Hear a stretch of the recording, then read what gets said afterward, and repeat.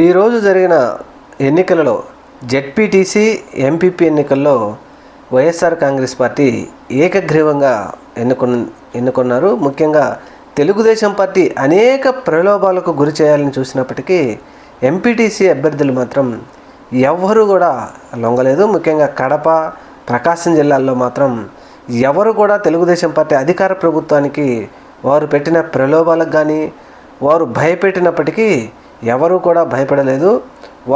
వారి నాయకుడి వెంటే ఉండి ఈరోజు కడపలో కూడా జెడ్పీ చైర్మన్ని గెలిపించుకున్నారు. అలాగే ప్రకాశం జిల్లాలో కూడా త్రిపురాంతకం ఎర్రగొండపాలెం ఎమ్మెల్యే అక్కడ కూడా ఎంపీపీని ఏకగ్రీవంగానే గెలిపించుకున్నారు. ప్రతి చోట కూడా ధైర్యంగా వైఎస్ఆర్సీపీ ఎంపీటీసీ నాయకులు నిలబడి వారి పార్టీకి వారి నాయకుడికి అండగానే ఉన్నారు. జగన్మోహన్ రెడ్డి గారు చెప్పినట్టు మీరెవరు భయపడొద్దు, నేను మీ వెంట ఉంటాను అన్నప్పుడు ఆ ధైర్యంతో వైఎస్ఆర్సీపీ వాళ్ళు ఈరోజు ఏకగ్రీవంగా ఆంధ్రప్రదేశ్ రాష్ట్రంలో ఎన్నికలను మాత్రం నిలబడి గెలిచారని చెప్పొచ్చు.